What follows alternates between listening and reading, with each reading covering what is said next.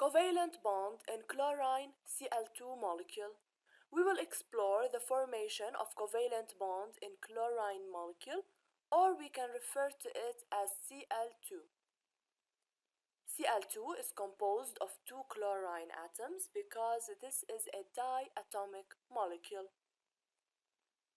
Consider those two chlorine atoms. The nucleus is in the middle and the electrons are around the nucleus, occupying 3 energy levels.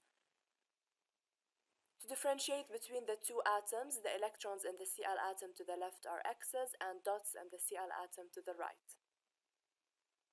In the outermost shell, one lone electron is present in both atoms. So, both atoms need to share electrons to form a pair of electrons that is shared between them.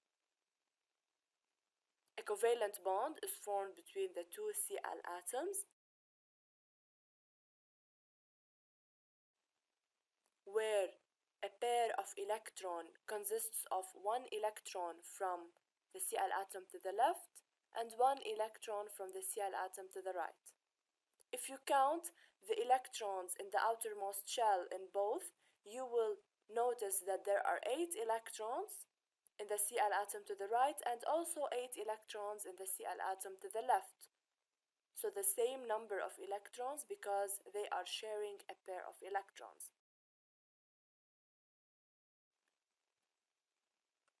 This pair of electrons is composed from one electron from each atom. So this is a Cl2 molecule.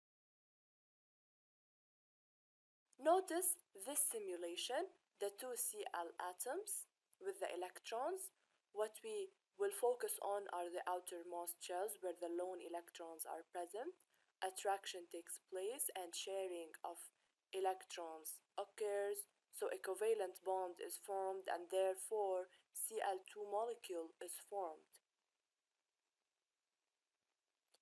This Cl2 molecule is made from two Cl atoms joined by a covalent bond which represents a shared pair of electrons.